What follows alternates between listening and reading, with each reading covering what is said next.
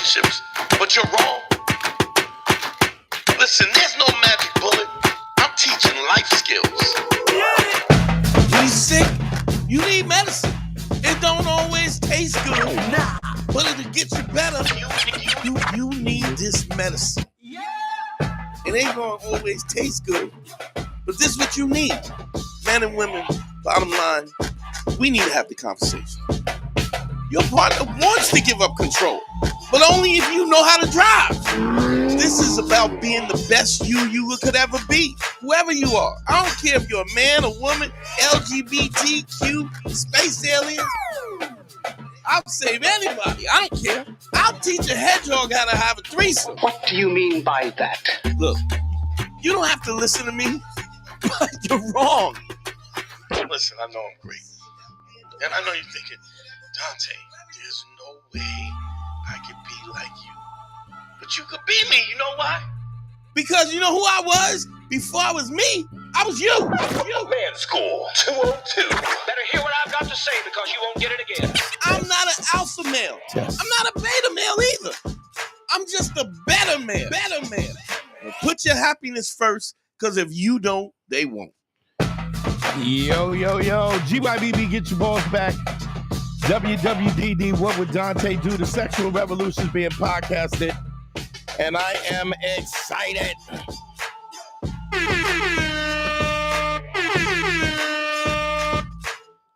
What's up?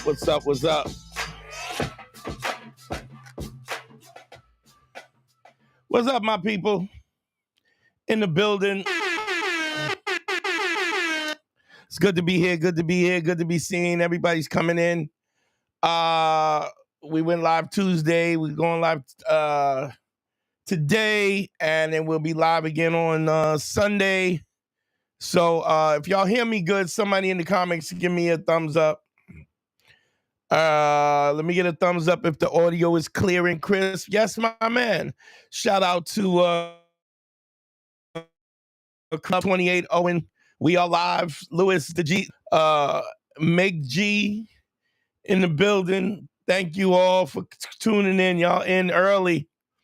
Shout out to CO Do Y. I guess that's it. Appreciate it. Y'all see the Cash App is up. The PayPal is up. Phone lines is open. You know how we do this.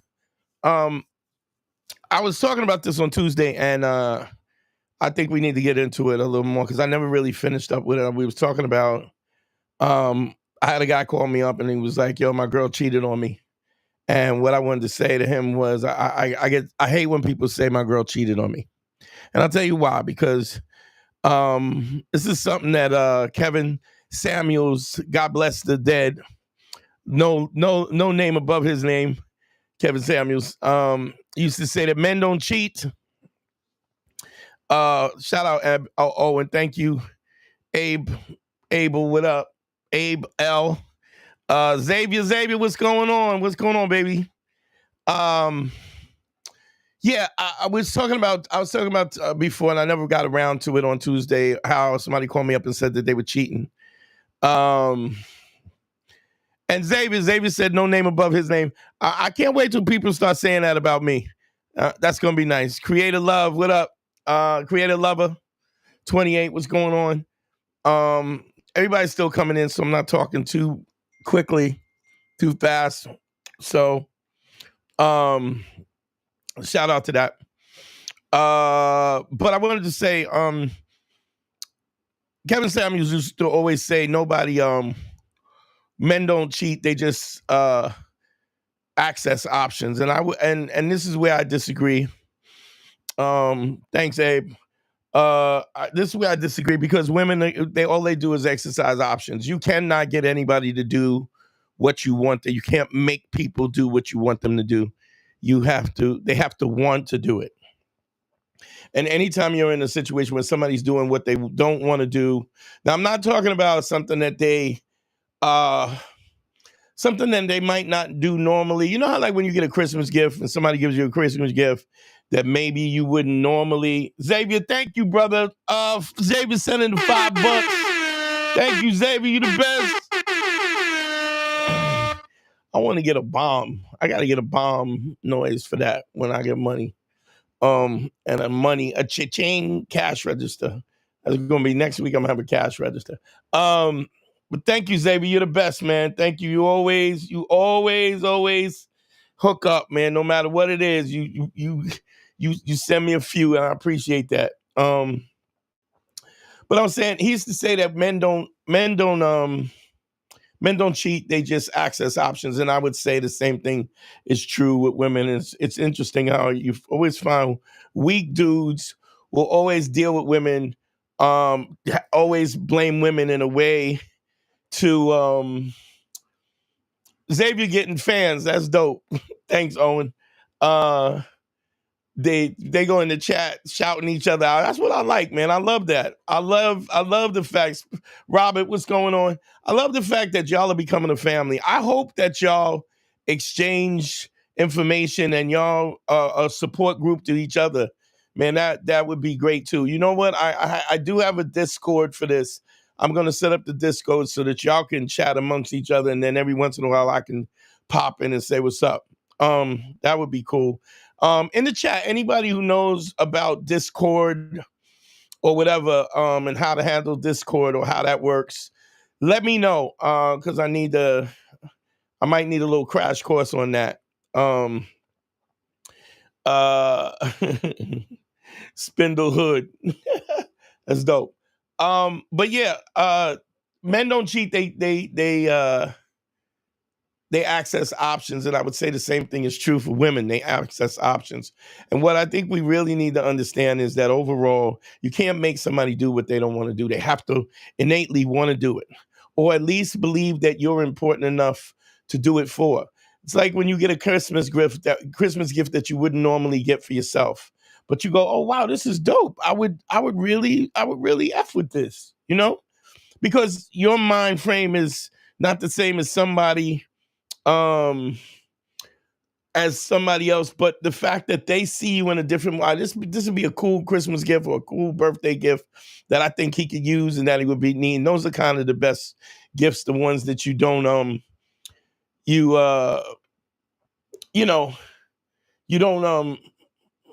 you wouldn't think of it for yourself. And it's you wouldn't think of yourself, but you enjoy the gift that somebody gave you because they see you in a different light. And so what you got to understand is when somebody doesn't want to do something, you're in a relationship and somebody's constitution is not kindness or generosity or whatever, they're never going to be that way. I don't care how big the booty is or how big the McGuffies are, how pretty she is. If she's not about making you happy, then you're never going to be happy. Unless you make yourself happy. But if you're looking for somebody who's supportive and wants to see you happy, you're just never going to see that. And you got to recognize that. To the same token, if you don't want to, just think about it from your own perspective. And this is the great thing about empathy is when you turn it around and you look at it in your own face, what you realize is you don't do anything that you don't want to do. If somebody bothers you enough or they're angry at you or they're nagging you or whatever, you'll do it. But the minute you can't, the minute you don't want to do it, right? You won't do it. You'll stop. You're going to stop immediately. Whenever somebody's in a situation where the minute somebody's not looking, you're not going to do what they want you to do. And so you need to get people who are like-minded in nature. Somebody who is interested in you being happy and you're interested in being them. That's the only way the relationships work. If you want to be polyamorous and have a couple chicks that you rock with or whatever, and they rock with you or whatever, they got to be like-minded. If you want to have a threesome, you can't have a threesome with somebody who is who don't like girls. What's the good in having a threesome with somebody who don't want to eat pussy? It's ridiculous. You're working at too much. You're working too hard to force people to do things that's not within their context. And that goes for anything. So here's the thing. When somebody cheats on you, she's not cheating on you. Just like Kevin Samuels used to say about men, is she's accessing options. And like I say all the time, the first thing you want a chick to do, if she's a if she's a woman that's going to cheat on you, cheat on me early. Don't spend 3 years, 4 years, 5 years, and where I don't get to see who you truly are. Because if that's who you are, if you're somebody who is who disloyal, who's unappreciative, who's selfish, I want to know that immediately. I want to know that as quickly as possible. Now, what'll happen is I've been in so many situations and had so much experience that I can tell immediately when somebody's reluctant about being the type of person that I want them to be or whatever. And we're not talking about somebody losing themselves or you. But I'm saying if you want somebody who wants to cook meals and clean and stuff, you have to give women the same empathy that you would want, the autonomy to do so. If you're looking for a chick who's homebody, she don't want the McGuffies out and wearing half her ass out and stuff, and you're insecure about that, then you got to have somebody who's not like that. You got to pick they say every pot has a cover. I don't believe that, but I will say this: certain pots fit certain covers. So if you're in a relationship where somebody has an agenda in mind, which we all do, love is not conditional. It should never be unconditional. What I mean by that is the only time you have, you know what? I would say even when it comes to children, maybe not babies, but like teenagers and stuff, if you have kids and they have no obligation to you and they have no loyalty to you, then you have to deal with that accordingly, because they will suck you dry and then keep it moving. So all love is conditional. There are conditions to it. Even if those conditions are minute or small or whatever, or what you ask of somebody is not the same as what they ask of you, you can do with your life what you want to do. You just have to do it in a way that is comfortable for you. If it's not comfortable for you, then why would you do it? Why would you spend time, energy, and patience on something that's just not going to work in your favor? You understand? So the guys was like, yo, I was messing with this girl for 3 years and she was cool. I thought I was going to spend the rest of my life with her. And then bam, I found out she was cheating. Not only was she cheating, but she was taking pictures of the gooch and sending pictures. So he kind of was looking for his phone. He wasn't even really going through her phone, but he was looking for his phone. So he called his phone from her phone to get, and then somehow a text message came in from some dude. She was like, "What's this?" And then he kind of went through the phone after the fact, after he got he had what we would call probable cause, reasonable. When you watch the First Amendment on, it's reasonable suspicion. Reasonable, articulable suspicion. And what happened was he found out that she had multiple dudes she was talking to, and multiple dudes she was sending pictures of the gooch to, just sexting and all kinds. And then he was like, well, what's this? And she was like, oh, it don't mean nothing. It's just sexting. And then come to find out, she had slept with a couple dudes, and dudes that her man knew. Like, she was taking him around these dudes who had smashed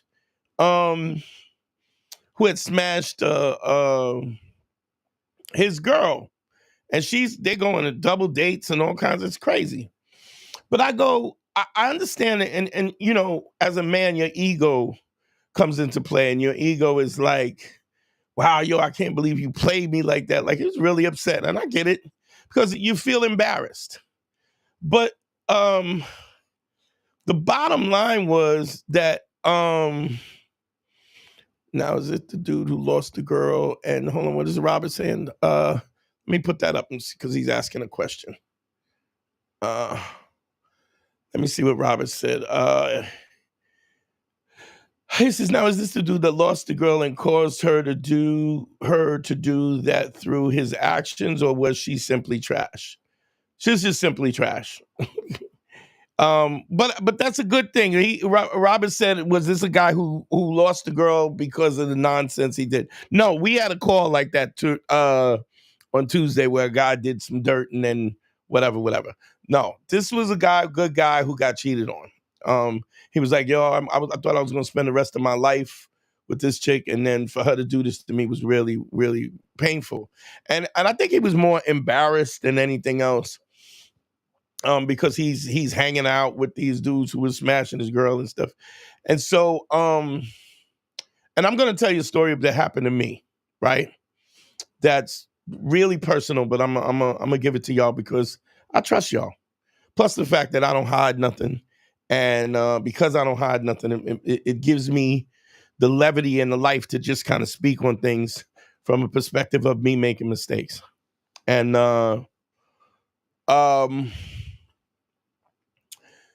basically, so I was telling the guy, man, you should be proud, happy that she cheated on you, because of the fact that if anything, you wish she had cheated on you earlier, because you wouldn't have wasted 3 years with this disloyal chick who didn't really have the self-esteem to accept the love that you were willing to give her, the gifts that you were willing to give her. And let me explain what I mean by that.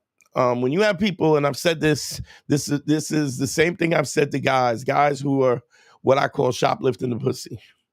You're in a situation where you are in a situation where you don't believe that you have the proper self-esteem. You don't think, you've been told that you're not worthy. And because you've been told that you're not worthy, you have a tendency to put yourself in a realm where you don't feel that you have the pedigree to be in the situation that you're in. The analogy I use is that you're at the Bentley store. You're at the Bentley store and you only got $1,000 in your pocket. There's no way in the world you can afford a Bentley, but you shopping in the Bentley store.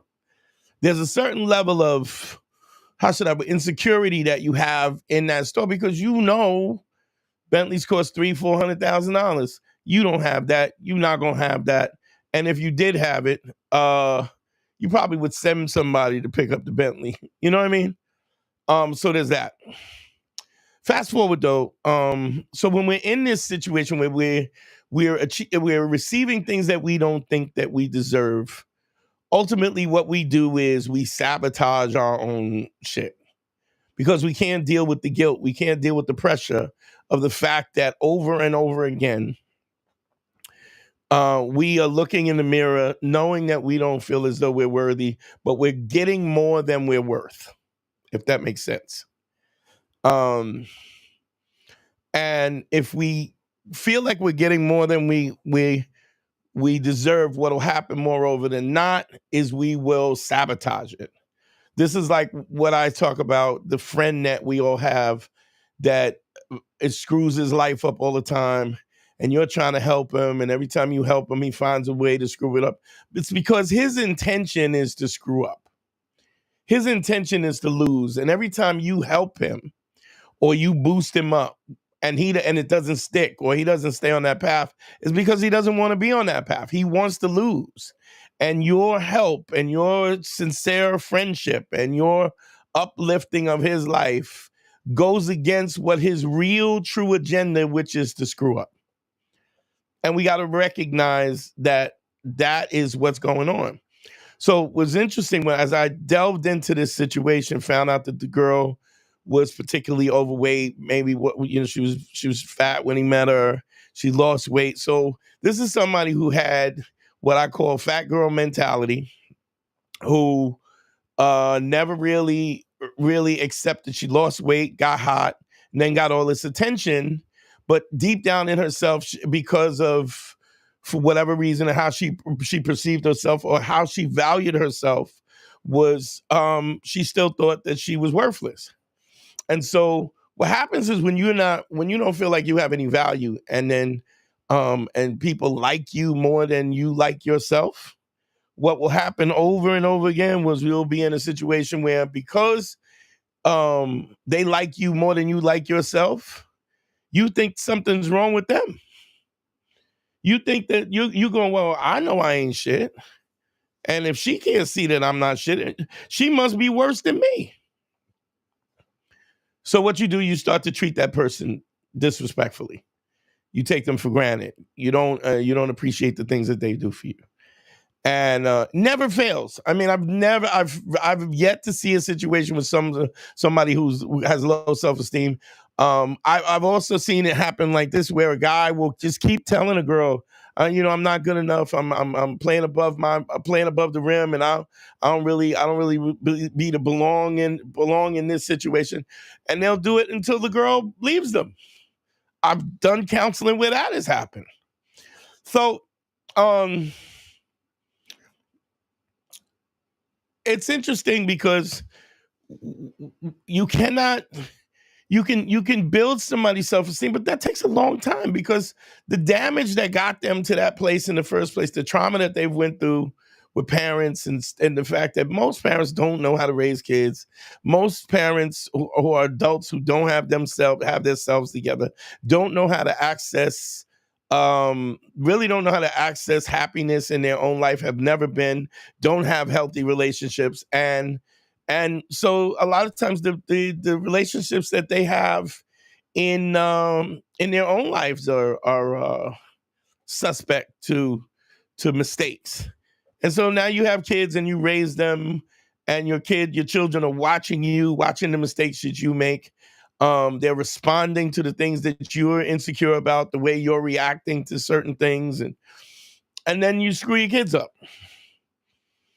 And then you got a girl who maybe eats her feelings and puts on this weight, and then she loses weight, but she never really has a self-esteem in the first place. So you giving her love actually makes her believe that you're not worthy because you love her more than she loves herself. She's like, in her mind, she's going, you don't see I ain't shit? You don't see that?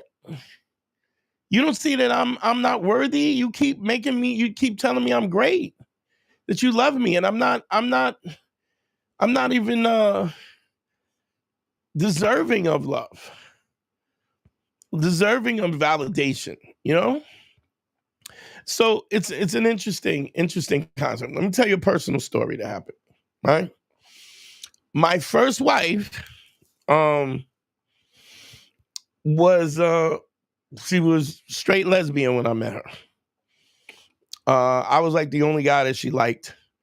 And when I met her, she was a female stripper, and she was having little queen bee parties with all her lesbian friends, all hot little stripper lesbians and whatever they were. But she liked me for some reason. Maybe it was the fact that I could speak to her on the level that I don't even know what was going on there. I mean, I was 20-something years old. But threesomes with her were good because she really liked women. And she loved bringing girls home. Like, even when we were married, she would, like, I would be tired, and she would come. She was like, I got a gift for you. And I look in the bathtub, it'd be some chick. She's scrubbing, cleaning her up, polishing her up. And sometimes, and it happened so frequently that I was literally in a situation where sometimes I would be like, oh God. Because I'm gonna tell you what you say. If you do a threesome properly, it's work. Look, if you do any kind of sex properly, it's work. It's exercise. And if it's you, one guy with two, you are the responsibility. You gotta keep the plate spinning. But she was trying to set. This was before we got married. We was just kind of like fucking around, and she wanted to hook this particular threesome up with this girl, and she said, the girl said, oh yeah, I would do that, but if I do that, I got my man. You come and sleep with my man. We'll have a threesome with my man, and then we'll have a threesome with your man. This is unbeknownst to me, right? So the guy who was the other guy was a friend of mine. I don't think she knew he was a friend of mine or whatever. And he had the threesome with my girl before we were exclusive or whatever. At the time, I was doing whatever the heck I was doing, right? But then we got serious, and then the guy who had the threesome with her thought because he had the threesome with him that he could keep cracking, right? Unbeknownst to him, she didn't really like dudes in the first place. She was kind of doing this threesome with him so she could bring his girl back to me, unbeknownst to him. Come to find out, she didn't know that we knew each other. I know this is a little complicated, but the guy ended up being a guy who I mentored, and I helped him start his own business and so on and so forth. And I thought he was my friend, but this is another thing. When you maintain when you maintain ace and you maintain your integrity, you will find that other people are jealous of you because of how people respond to you, because people will respond to you in a different way than they respond to everybody else. I didn't understand this when I was 20. I understand it now because when you are honest, when you tell the truth, when you are authentic, when you are credible, when you are empathetic, there's no, I mean, I'm not saying that people don't make mistakes, but I am going to say for the most part, people will be jealous and they will want to bring you down a peg. This was a dude who I helped out, ashy ankles, didn't know how to dress. Just, he was from Barbados. He didn't know how to dress, didn't use deodorant. Like, I built this dude from nothing, right? Even helped him style and pick his clothes out, And deep down, this guy, even though I helped him, I think deep down he always had this kind of underlying thing. And this is the funny thing. So the threesome that he had with his girl and what was my girl now actually was my wife at the time, who was ride or die for me. Ride or die for me, because even when I was doing escort stuff, she was like the bottom chick that brought chicks in when I was, pimping and whatever. Not only was he knew that this was my girl and this was my wife now, and he knew that I had lifted up, but he still kind of was hitting on, and she, to the point where she said to me, this dude keeps hitting on me and he keeps bothering me. I go, did you tell him you're not interested? She says, yes. I go, okay. But she never told me. I think she was afraid to tell me that she had the threesome in the first place. So now we're at dinner. It's a bunch of guys in the industry, in the adult industry, strippers and promoters and stuff like that. We're at dinner. We're eating dinner because I was the kind of guy with, let's all go out. I'll cover the bill. We go out and eat. I would treat. And I was talking about how loyal my chick was. I was like, one thing about her, I know she got my back. I know she would not cheat on me. And not only that, but she don't even really like men that much, and blah, blah, blah, blah, blah. And he was like, you should never say that. You should never say that. And I go, nah, I'm saying that. She's loyal. She got my back. And then in front of me, my friends, and all the promoters, he was like, well, just so you know, I slept with your wife. Just blow me up. This was a guy who I lifted up, who I taught how to dress. I taught him that you can't be running around with ashy ankles and no socks, fresh off the boat. I know you're not supposed to say that no more, but he was fresh off the boat. And also not a good dude. Because he didn't wait to tell me that on the side. Or he wanted to specifically blow me up in front of everybody else, to deflate me, take me down a few pegs. And it's because he was jealous. And I went home and I confronted my wife. I was like, and she was like, yes, that did happen, but it was a long time. We weren't even together. And I go, yeah, but why would you have me in a situation where you didn't tell me that? You're telling me that this guy's he's hitting on you, telling you he keeps soliciting you to sleep with him. And you're saying that not telling me that you already slept with him. What she was afraid to tell me because she was afraid it would mess everything up with us because I wouldn't trust her. And this is why honesty is important.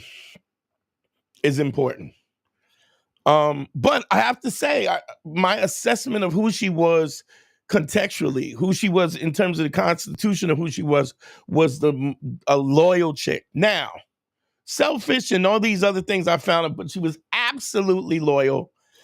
In fact, the reason why she slept when she did the threesome was basically, well, I'm gonna get this girl to come with mine if I gotta do that to get him. You know what I'm saying? You get the point. I got a lot of questions in here, so I'm gonna go over the questions in a minute. So I would say, so it was a blow to me. But what I mean is the constitution of who this woman was, that the fact that she was, I still thought she was loyal. Made a mistake. And we were married, helped her raise her child, helped her get her bachelor's degree, helped her get her master's degree, changed her mind, she left her way better thinking than the other. But ultimately, because she had selfish tendencies or whatever, we ended up calling it quits after a while.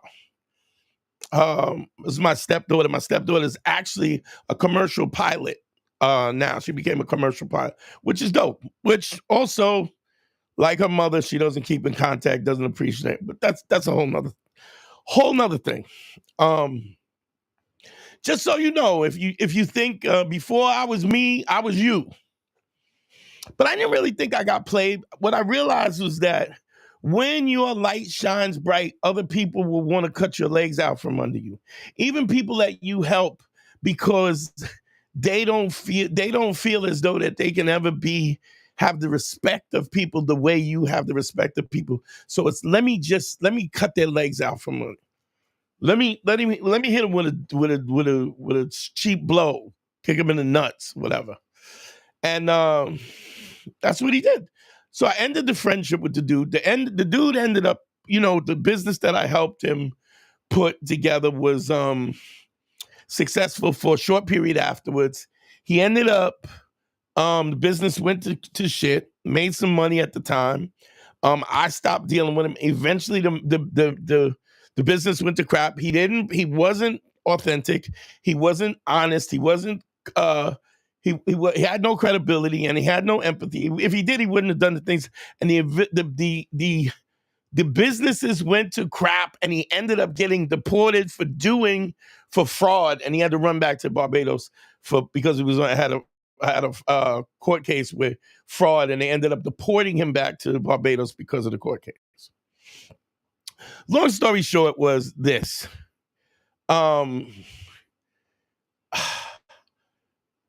I say this story because I'm not saying that she wasn't loyal. I'm just saying that the circumstances, you have to take into consideration the circumstances. I mean, would I want her to have done the threesome? If she had asked me, I'm going to do the threesome with the dude so I could bring the girl over here, I probably, depending on the timing, because that was at a time when we weren't exclusive anyway. Would I have said, yeah, go do it or don't do it? I don't know what kind of frame of mind I would have been at that time. But what I really wanted her to do is to be honest with me and tell me, she's telling me that this guy's bothering her and he keeps pestering her. So I'm getting ready to go in his mouth because I'm like, yo, you're supposed to be my man. In the meantime, you doing shady stuff. But there was a reason why he thought he could do that. It was because she had slept with him. And he was keeping this under wraps because deep down he hated me. And he didn't hate me. He just hated what I represented. Everything that he wasn't. Everything that he couldn't be. And so, would I rather be the guy who had the threesome, or would I rather be the guy who found out and had this dude blow me up in front of all the promoters and my friends and whatnot? I'd rather be the guy who I am. I wouldn't change places because I still maintain the integrity. And what happens ultimately is I don't believe in karma. Anybody tells you they believe in karma, then there's no way you could believe in karma and you could watch and Ted Nugent be alive and Prince be dead. That don't make no sense to me. There's no way you could watch what's going on in this world and believe that somehow the world balances. Bullshit. But I do believe in probability. I do believe in science and math. And if you roll the dice enough, eventually you crap out. You could be the greatest thief in the world, but eventually, if you continue to steal, eventually numbers dictate, statistics dictate that eventually you will get caught. If you steal, if you do unsavory things, if you do it and you don't get caught and you quit, you can live a great life doing it. The problem is that you get away with it, you get addicted to it, and then you think that you don't have to you don't think that you're gonna you could actually just move on. Lots of people do horrible things in their life and they don't. There's never a 1-to-1 ratio of payback. So I don't even believe that. But I do believe if you're a horrible person, which he was dishonest. He had lacked credibility. He was doing business and he wasn't paying people. He was the fact that he was shady, the fact that he was ego-based, the fact that I was his friend reaching out to help him and he was still trying to cut my legs out from embarrass me and whatever. And even if he knew this, had this information, why wouldn't he wait? Look, let's talk about this another time.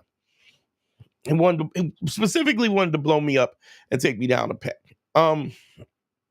So I get it, but you got to understand something. And there's so much that goes along with this. There's so much good that goes along with practicing ACE, because when you practice ACE, people respect you, people love you, people believe you. What you say matters. Women find you more attractive. All of these things come into play.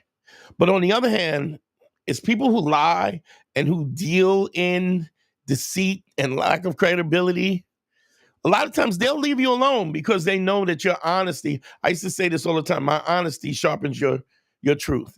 I'm so honest that if you're dishonest, you know you don't want to be around me because there's a good chance that I'm going to call you out. You say something and put my name in it that I was there and we did this. Nah, dog, you're not going to make me a liar. Because I don't care about your friendship more than I care about my credibility, about my authenticity. So don't put me in it. Don't tell a lie and then expect me to. I'm not doing it. I'd rather say, ask your man. Girl says, "Oh, you was with so and so. Was he?" You need to talk to your man. You're not going to talk to me. Oh, you're not going. You're not. No, not getting involved with it. So I tell that story to say, number one, that even the most loyal people, there are circumstances in the most loyal women, the most loyal men, where people make mistakes. Two things you will always have to do is give forgiveness and ask for forgiveness. That is part of the human condition. So people will make mistakes. But what the real question you have to ask is, what is the constitution of a person when they act that way? Is this the way that they operate across the board? That's important. Phone lines are up, man. The phone lines are up. 929-269-4922. I'm gonna go through these comments until I get a call. And the regulars, I don't understand why the regulars don't call. If you got a question, just call in. Tuning in from 808, tuning in from Hawaii. Z&D Harmonies, what's up? Let me see who else is in the cat. Robert, you running your mouth and the thing. Hold on. India House. Let's see. Thank you, Owen. The Patreon chat is up. Discord should be simple. Thank you, Owen. Do me a favor, Owen. Hit me on the on my Instagram and send me your number. We can chat. A lot to look at. Barry Saint, I joined the Patreon and love the stuff. What happened to Mara? Y'all chemistry was amazing. Mara was a trash human being. Anybody who knows the old stuff, Mara was a young lady who was a co-host. I feel like we had great chemistry when we recorded. The problem was Mara was Mara was a broken chick. She came from very abusive situation, abusive parents, broken childhood. I don't even know. I can't even really assess that because she lied so much. At one time, she told me that she had got kidnapped and held hostage by a high price. She was a high price call girl, and I was like, "There's no way you a high price call girl and your shoes are turned over at the heels like that. You got a carry on bag with a broken zipper. You can't be." I remember her telling me somebody wanted to give her $80,000 for a weekend. I was like, nobody's giving you 80. Not when you slept with everybody else, every comic in New York City. So there's that. So that's what happened with Mara. And then what happened was Mara hung up this is who doesn't know is the show we used to do interview based stuff, and Mara basically we had a discrepancy. She used to treat Harry like trash because she didn't respect Harry, and Harry couldn't do nothing with her, despite the fact that Harry put her up in her house when she was homeless, which is a whole nother thing. While Harry was married, gave her a place to stay. But she ended up, she got kicked to the curb because she hung up the phone on me. It was just that simple. We had an argument. She hung up the phone on me. I took her off the show, took her off the website, and I was like, you're done. But this goes to how I tell, when I tell you about, you got to know what your non-negotiables are and never negotiate them. You're not going to hang up the phone on me and be disrespectful. You've been part of the show since the beginning. Principally, I've said this. I've talked about people hanging up on you and how disrespectful it is and how dismissive of it is. And if you call them after they hang up the phone on you, what you're basically saying is this behavior is acceptable. And then when I kicked her to the curb, she had a few auditions and stuff, a couple nibbles at Fame, and I kicked her to the curb. Okay, we got to call her.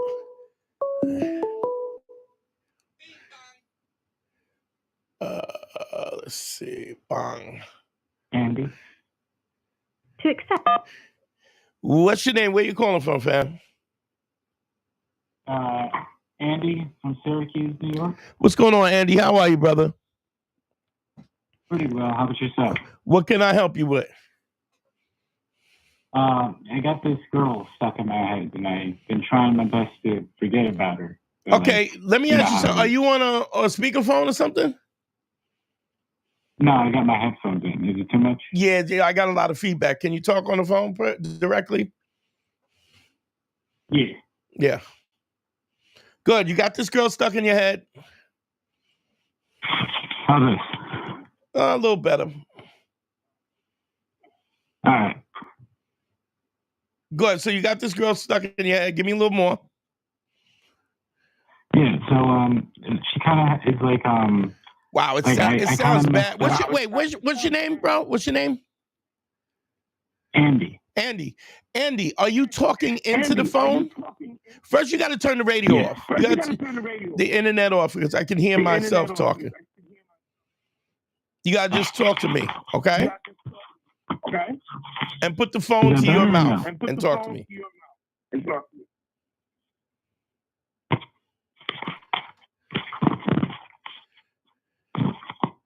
How's this? It's not bad. I can hear you though, but go ahead. I'll do most of the talking. All right. Yeah, I got this girl stuck in my head. I've known her like a couple of years ago, but I kind of backed out because I didn't want to get too attached and didn't want to get into this friend zone thing. Okay, but so were you dating this girl or no? No, I was just talking to her. Then I don't know. Well, how do you have her stuck in your head if you didn't have anything with her? Like, you know, the like Don Quixote syndrome where you like idolize a woman and she just kind of is there. I'm not sure what that means, but explain it to me. It's like I elevated her to a very high level. Okay, how old are you? Stop. How old are you? You got. Wait a minute. I can. Do you have me on in the background?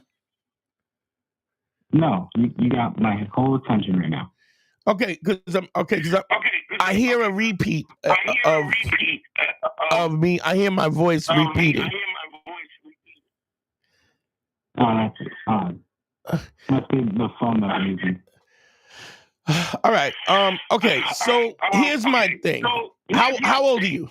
How old are you? I'm 24. And what's your body count? What's your body count? About 10, I'd say. Okay. Now is that relationships or just somebody that you smashed? And was that anybody that you paid for? Anybody that you paid for? No, I didn't get any chance to date the girl. You dated them and hooked up with them? No, I never dated nor hooked up. I just got to the talking phase and then I got too caught up in my emotions. So what's your how many times have you had sex in your lifetime? I'd say more than 10 times. Okay, but so these girls you just hooked up with and had sex with them? Yeah. And then never a reprieve, like never a callback or nothing like that? I mean, sometimes I would get a call back, but it wasn't really like anyone I was too into. It was like one and done. Yeah, kind of. Okay, okay. None of this sounds like legit, and I honestly don't think that you're being fully honest with me. Okay, and I'm gonna tell you why. You said you're 26? 24. 24. You're 24.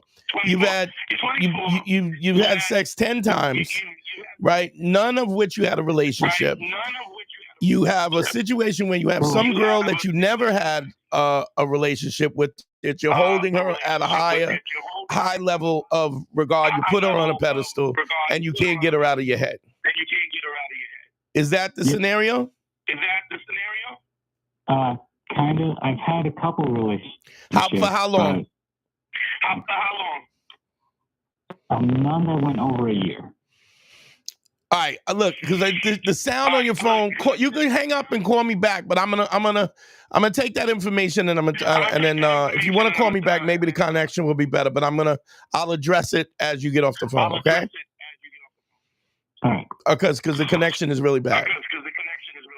All right, bye bye. So here's why I don't think that you're being fully honest with me. There's no way in the world you have 10 times that you slept with somebody, and then you would put this woman that you never had sex with on a pedestal that you've never slept with. Secondly, you also sound like a smart guy. I always say smart guys are the hardest to consult with, because nobody tells a lie better than a smart dude, right? And I don't mean a lie to me, but a lie to yourself. When you're afraid of something, when you are afraid to confront who you are or the true parameters of what is going on, intelligent guys are the hardest to consult, because they will come up with a million reasons why they didn't do this, why they didn't do that, why they didn't. Now, I'm going to deal with the fundamental problem here. You don't have options. You don't have options is why you hold somebody at such high regard. If you had 3 or 4 chicks that you were dating and sleeping with casually or whatever, you wouldn't be worried about this chick.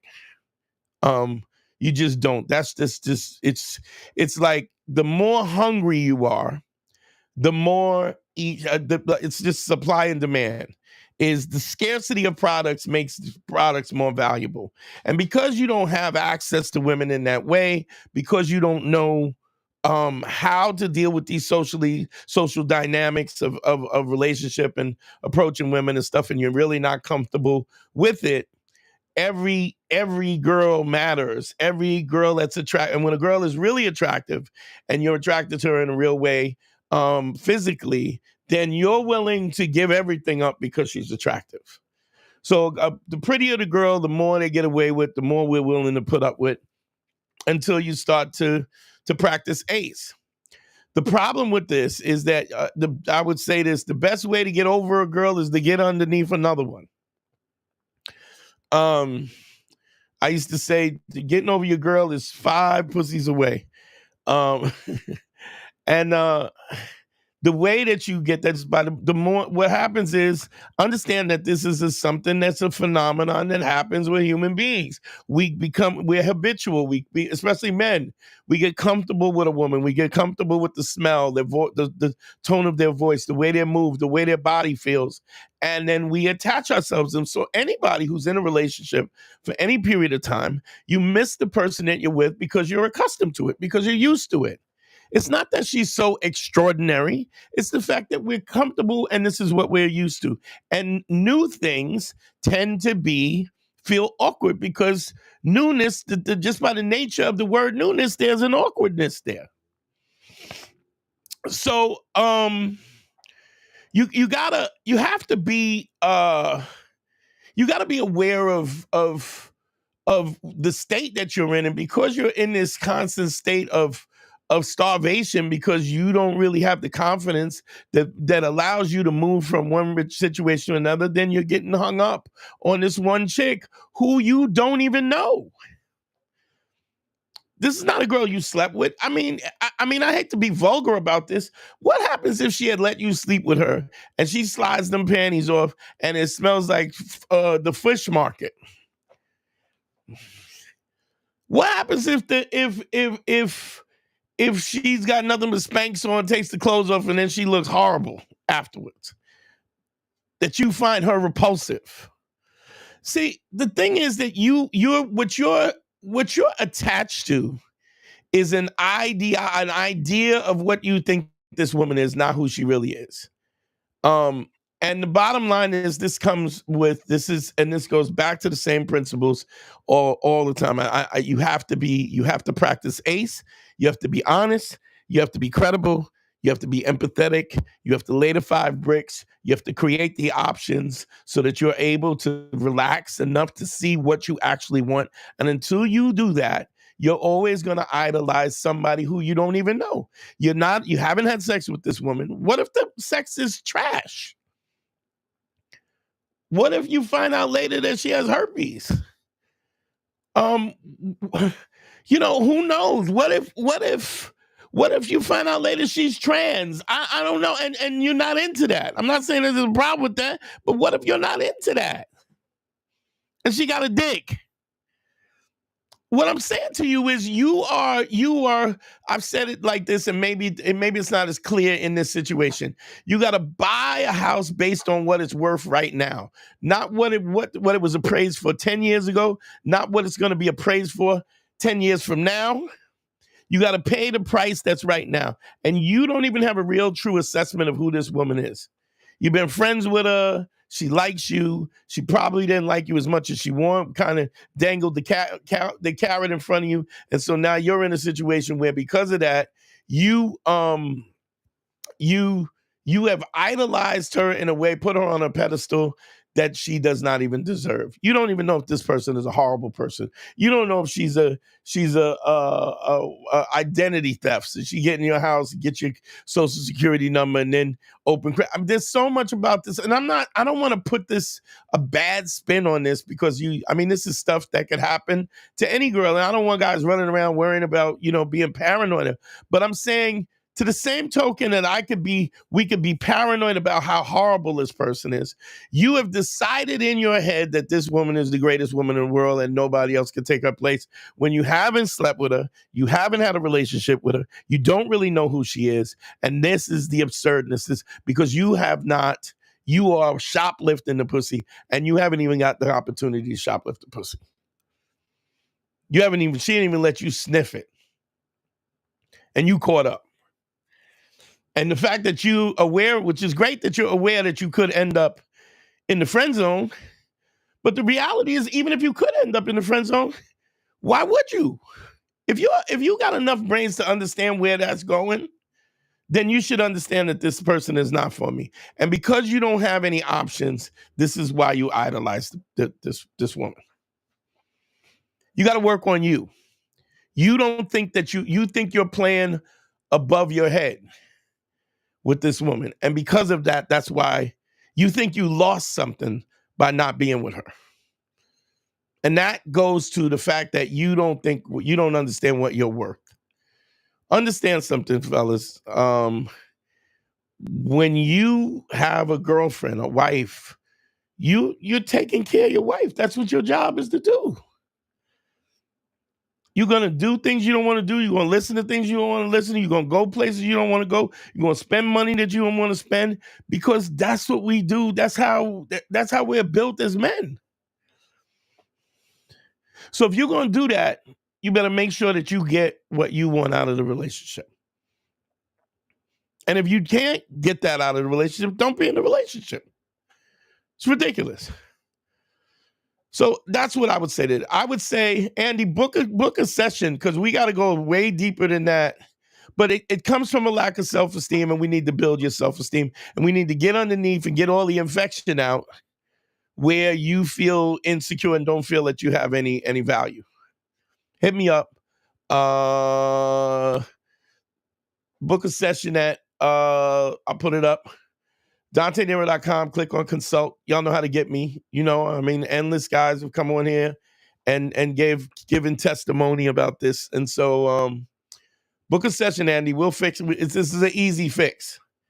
It's an easy fix, but you got to be honest about with yourself as much as anything else. And you put this person on a pedestal that doesn't even deserve it. Phone lines are open, y'all. 929-269-4922. Call in. Any questions? Let me get back to the comments. Is it Robert Spin? You played yourself. Says, is it your fault as men we've allowed it? Got to set our non-negotiables. Okay, it's true. Let's see, Robert Spindletree. Y'all having your own little conversation, and I'm not saying that guys are not often the cause of breakups, but I will say is women have a lot of power and influence and can destroy men. Not if you don't let them, Robert. Not if you don't let them. People can only have access to you. They can only have the access to you that they want to. And this is true as well when you have women who are in abusive situations. Women that are in abusive situations over and over again is because those abusive men are giving these women what they want, even, which is it's hard to believe that somebody would intentionally want to be treated like trash. But if you grew up in a family life where your mom always told you wasn't shit and your father wasn't available, and you grew up thinking that you weren't worthy and that's why your father wasn't around or he didn't love you, you will find situations that's similar to that are one-sided. If you have an abusive parent, a lot of times you will find an abusive partner. If you're a man, a lot of times you will date your mother. If you're a woman, you will date your father. Let me get to Xavier's question. Phone lines are open, y'all. So just so you know, let me put that up. Dante, what do you do when you work with a majority of women and many crush on you because you're cool to be around? I advise them on relationships and life and try to be first. I don't understand. Xavier, what do you mean? What do you do? You live your life. What you do has nothing to do with how people, like you have to, your life has to be autonomous. You have to operate in the context of the way you want your life to be. You can't be looking at how other people, I mean, you be the person that you want to be. But reminds me of a situation I'm in. Play it cool and be the badge of honor, bro. Let me see. Far beyond the safe zone. I don't even know what that means, but here's 100. My point of reference is, would I do this for a guy friends? Would I say this? Okay, I see what you're saying. Yeah, I think if you have the same, I think you should treat this just like any other friend. Like if you had a guy friend, would you? That's a great point. If you wouldn't do it for a guy friend, then you shouldn't do it for somebody who's you're dating with, at least initially. People, like I said, love is conditional. We do for people what they do, the value that they have for us, and we need to take that into consideration. And we need to take that into consideration intermittently. As life goes on, just because we had a great relationship when we were younger, that relationship maintains itself. It has to be, it has to be. You have to reassess it because relationships change, the dynamics change, and you have to decide what's best for you. Put yourself first, because if you don't, nobody else will. Let's see. Somebody said Judas. Phone lines are open. Keep that in mind, y'all. 929-269-4922. I want to hear, I really want to hear the call in. I want to hear the regulars call in one time. If you got an answer, you got a question, call in. I want to hear your voice. The Wyatt Christian in the building. Let's see if there's anything. Yeah, just everybody. Phone lines are open. Call in. Let me see. It only makes me help more. Okay, it's a lot of stuff. Props to Dante for hitting the stream with 0 technical guilt. Thanks, yo. He said, thanks for not fucking up the stream. I'm getting there, bro. I'm pushing. I've heard interviews. This is Xavier's. I've heard interviews of people who have experienced crazy abuse, and a lot of the stuff people put up with is crazy. Yeah, but what'll happen more than over? It'll happen. It'll happen in our childhood, and then we learn that. Okay, here's a great question for Test PM. Dante, how do you lay the 5 bricks while working from home? You don't. How do you? I mean, this is like anything else, dog. If you want to do something, you got to make the effort. If you want to get, if you try to lose weight, you can't run in your house. I mean, you may be able to go out. Even then, if you skip rope, you got to skip rope somewhere else. You can't be in your apartment skipping rope. You might have to go, even if you got to go to the garage. The point is, this is. I'm not making this easy. There's no way to make this easy. There's no magic bullet. If you listen to any of these clowns, they will all tell you that it's easy. That there is no magic bullet. You have to work on yourself. You have to work on yourself. You have to want to struggle. So if you are work at home, when you finish, when you sign off, you to go out and lay the 5 bricks. That's what you to do. There's no way around that. You need to get out. You need to walk around. And why would you not? Nobody's coming to your door. You can't order up, at least not yet. You can't order Uber Eats and eat pussy. So, got a call.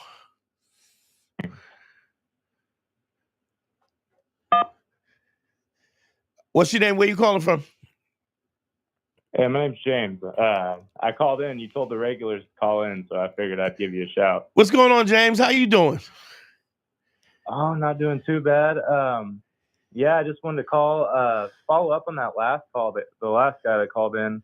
I booked a consultation for the same reason, and you helped me get right through it. So. Oh man, that's dope, yeah, James. I appreciate it. Yeah, how long ago was this? This was probably back in September. I was dealing with a breakup in August, and I called you because I was having trouble getting over it. Yeah. And yeah, I'm doing the best I've ever been right now in terms of my relationship with women right now. So, awesome. I have you to thank for all of it. So. I appreciate you. Let me ask you a question. Did you lay the 5 bricks, or did you just need to get over it and you kind of had the social dynamics kind of already worked out?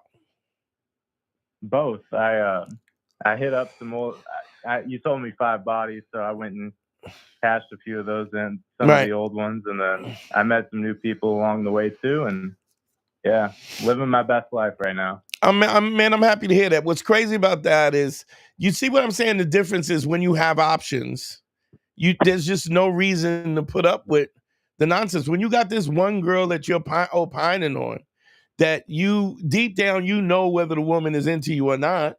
I mean, you could tell by what their response is. But when you have options and somebody is giving you a hard time, you just move on. That's the crazy thing when I hear about people who married their high school sweetheart. I'm like, there was other people, right? there's other schools, right? There's other high schools, right? And it's crazy, but I'm happy, man. I'm happy that I can help you. I'm happy that you're on track. Keep in touch. When it because it always goes bad. The pendulum always swings back and forth, no matter. But what you do is you learn to cope, and it ends up the problems end up being less devastating, if that makes sense. No, it makes complete sense. And learning that helped me get over everything. So yeah, none of it is that important, man. I mean, I always I always shout out my 4th grade girlfriend that told me it's quits, bitch, and broke up with me. And you should probably clarify that you were also in 4th grade. I was in 4th grade. That is true. I was in 4th grade.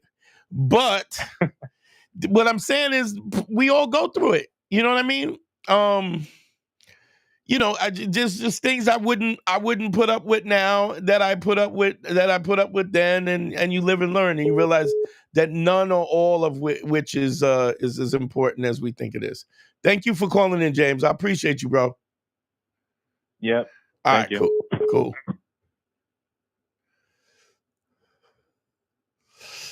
Let's see if this comes up.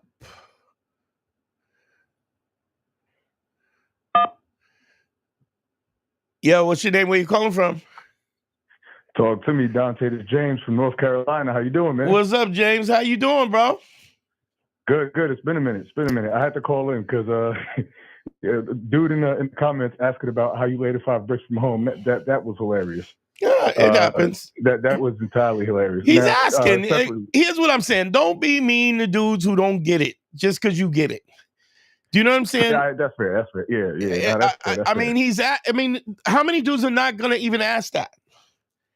Do you know what I mean? Good point. Yeah, good point. Now, I'm actually calling in because I do have a question. Go ahead. Let's go. All right. So with the previous caller, rather, he's getting the dust off his shoulders. He knocked down about 5 joints. He's back in the game. Yeah. Now I got a question about this because I used to kind of, in a similar manner, kind of keep a little bit of a roster. After I got serious with a girl, I kind of put that away for a second. Right. But getting back in the game, I feel a little funny about it, primarily because I'm looking at it from the standpoint of, damn, I feel wrong when I'm doing it now that I'm a bit more aware, mainly because when you got a roster, what's really happening is you're transferring energy between the different women you're talking to, or at least that's in my experience. When you say transfer energy, I don't know what you mean by that. To specify, meaning if one girl's not giving you play the way you want it, the other girl will, and that'll always sort of keep you afloat. And that always keeps sort of your confidence where it needs to be, from my experience. Well, and so, yes, to a point, because of the fact that you know that you have options. But what you ultimately want to get to the point is when you understand what your value is, and you know that you can do it anytime you want to do it. And the way that you maintain that confidence is just because you're in a relationship doesn't mean you can't be social. In fact, you should be social. Even if you're in a committed relationship and your intention is to be faithful, this is a woman that you love, you cherish her, you want to be faithful. That doesn't mean that you don't talk to people. That doesn't mean you don't talk. You don't have to hit on them. You don't have to make it sexual. But you should still be laying the 5 bricks, because what you're gonna find is you'll find that you just, because of the fact that you're intent. So one of the things about laying the 5 bricks, there's a few major reasons why this develops your ability to be social and to meet and date women and hook up with women as much as possible, or whatever, as you see fit, is because that you're communicating non-transactionally. When you're laying the 5 bricks, at least on the first phase, you're not trying. I'm forbidding you to get the number. So because I'm forbidding you to get the number, I don't give you an opportunity to feel bad about not getting the number, because you're not supposed to get it anyway. You feel me? Yeah. And then, all right. So So my question was primarily based around that. I felt bad because when it does go well and you do have a roster going, it feels like I'm extracting something. It just feels like I'm, for lack of a better term, stealing, in a sense. I don't know why. Why do you feel that way? Well, primarily that, because in the roster typically you'll have like the 2 or 3 that are more into you than the rest of them, and so you using the play from the 2 or 3. They giving you energy. They giving you, essentially they boosting your confidence, and you're using that on the chicks that aren't really in line, and it just feels as I'm getting older, it doesn't sit well with me. It doesn't sit well with me. For me, why? But I mean, I don't. But I think there's a way to look at this way more authentically. You can't be with somebody who doesn't. If there's a woman and she's on the roster, and and she's not making the effort to see you, or she's not anxious or trying to get with you or whatever, right? Yeah. You don't have an option then. She gets to choose. She gets to decide how she wants to operate in the context of that. But when you have no options, then what happens is what you're doing is transactional. Not only is it transactional, but you sound crazy. Like you sound like you thirsty. Because you are, because now it's like, this is the one thing I got going. I gotta do everything right. You don't feel like you can make any. It's almost like you can't even make any mistakes, because if you make any mistakes, oh my God, everything goes to shit. Whereas, so you a voluntary hostage. Yeah, well, because look, I don't know if you ever did this as a kid. You know how you walk on the curb like it's a tightrope, right? Yeah. But if you lose your balance, right, the curb is 6 inches, 8 inches, right? If you take that same curb and you put it up 5 stories in the air, it's a different feeling because there's more at stake. Do you understand? The anxiety is higher, right? So when you don't have nothing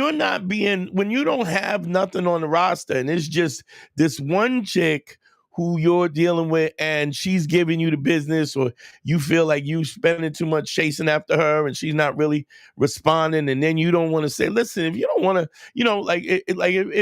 if I'm talking to somebody and she's not giving me the energy that I want, I just go, yo, if you this is not what you want to do, it's fine. In fact, no, hold on. This is actually wild. So now that I'm thinking about it, I actually haven't made nearly as much progress as I thought since we last spoke, because this was pretty much the situation that I was dealing with was an immaturity from my standpoint, whereby because of, say, like in my roster, again, there's about 2 of them that really, we get into it, but they cool on me. And the other 3, they're really about me. Because they're about me, I kind of like don't really care about them. The other 2, though, I'm giving them all the attention because they don't want me. So it's back to the immaturity about because it's your ego tripping, and that means that you don't really have the confidence or the self-esteem that you think you got. Yeah. Because you're defined. You're never. What do I say? Never let somebody define. Never let a woman define you, because it won't be long until you ain't shit. So if at some point in time these women decide that they don't want, that you ain't shit, and the ones that are your foundation, that keep your swag going, all of them decide. If, let's say they meet up or whatever, and they get in cahoots and they go, yo, fuck this nigga, we blah blah blah. You gonna crumble. Yeah. You gonna be sitting home in the bathtub, in the bathtub crying. Not sitting in the bathtub just crying. Nah. Yeah, that's funny. So what I'm saying is the reality is the work that you do.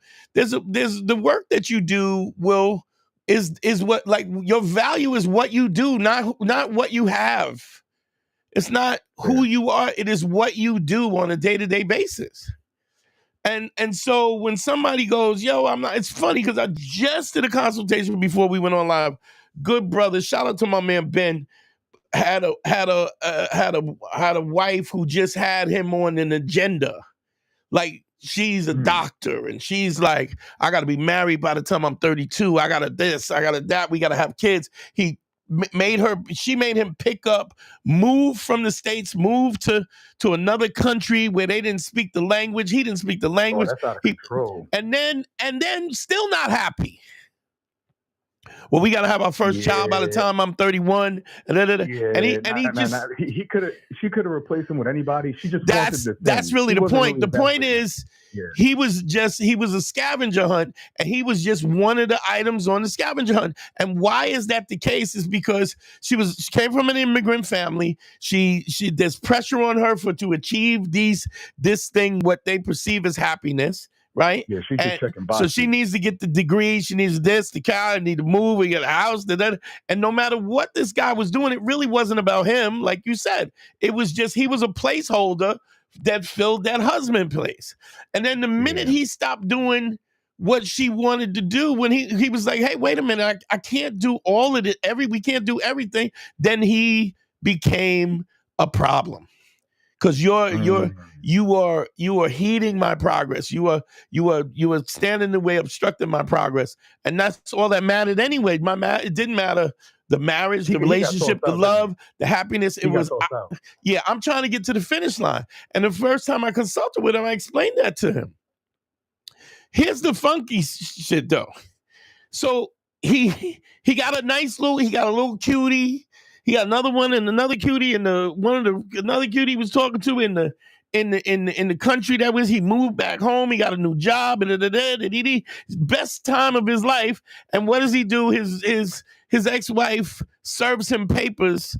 Has somebody serve him papers on Christmas Day. Why is that? Because she's so unhappy. She wants to take his joy away. And he was like, man, why would you do that? I mean, like, why on Christmas Day? And I was like, because that's the cunt that you was dealing with. But now, hold on now, because the same way she was putting him in a box, it seemed like he wasn't evaluating her, and it seemed like he might have had her in a box, meaning like she was a checkbox for him. No, not at all. I don't know why you would say that. Explain to me why you would say that. Well, why is he surprised by that behavior unless he doesn't know who she really is? No, he just because you are kind, that you can't see the fact that, I mean, look, we just I'm from New York. They just murdered that CEO of the health department, right? Yeah, that was wild. But hey, was it? Was it really? The point. Here's my point. Nah, yeah, I get this guy. You're willing to put people in jail for less than that, and this guy is directly responsible for the murder of people by the denial of their health care, and he sleeps right every day. And never in a million years did he think that he could catch 3 hot ones in the back on a New York street. What do you think happened after all the CEOs took? They just started pulling their pictures. They pictures down, addresses, the security, private security, because you thought you could just treat people like this. But in a million years, could you as a person, do you think that you could just be responsible for the death of hundreds of thousands of people a year and not have a problem with it? So what I'm saying is, just because you can't think in those terms, bring it back to relationships, just because you can't think in those kind of evil terms doesn't mean that other people can't. So in his mind, he was like, man, it didn't work, but I still wish her the best. And I was like, yeah, that's you. That's your creed. You're putting your creed on her. What do I say? You got to pay when you buy a house. You got to pay what the evaluation is, what the evaluation of the house is at the moment when you're buying it. Yeah. So whatever you thought of her before, you got to evaluate it right now. And so when you think in perspective, when I explained to him that he was just a placeholder, right, and he moved on. And I said, and now but it's also, you get into a situation where you get some people who are so used to just getting in the canoe and letting the tide take them down the river. Not thinking that sometimes there's a waterfall at the end of that. You have to be intentful about the direction that you go in. Otherwise, because not making a decision is a decision not to decide. That means you're giving. That kind of goes back to the analogy. It goes back to the Uber analogy. Absolutely. You got to know where you yes, are. but that deals with another part. When you procrastinate and you don't make a decision, you're making a decision to allow other people's actions to dictate what your life is. And that's great if you got somebody that's in your corner, but how often is that the case? And how often is it that our thought process lines up like that with people? Very rare. Very rarely, yeah.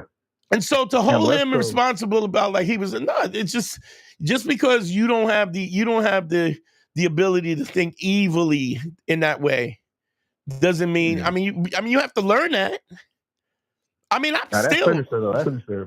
Christmas, that is, yeah. Yeah, but it's like you just what you're supposed to do. That's what she's supposed to do. Yeah. And then when he didn't respond right away, she sent him a voicemail. You ain't this and you ain't this. Like, oh, goofy bitch. Oh, no. Yeah, she's still invested. Yeah. Come on. So when he responds and says, listen, don't call my phone again. Have your lawyer call me or contact me by email. I've moved on. I'm happy without you. And I want to be clear that I'm not interested in talking to you because you're toxic and you're disrespectful. That's how it's supposed to be. And then when he says that, when he responds in that with that kind of candor and honesty, right? She gonna lose her mind because she still thinks she matters. The only reason why you talk to somebody that way, the only reason why you make sure that he gets the papers on Christmas, you got to make an effort to do that. Yeah, that's not by coincidence. Yeah. That's because you're still invested because she's older. He's moved on. She's still single. She don't have the kids. Now she gotta fill in all these pieces. And don't matter what happens, no matter how many of those puzzle parts she gets in there, she's never gonna be happy because she's not. You gotta understand something. The progress in which you live your life is not about getting to the finish line. Because what is the finish line? The finish line is death. And let's say the finish line is a goal. Ultimately, that goal means nothing other than how you interpret it as a person. Absolutely, but let's be honest. What is the finish line? The finish line is death. Because ultimately, after you reach that goal, you don't stop.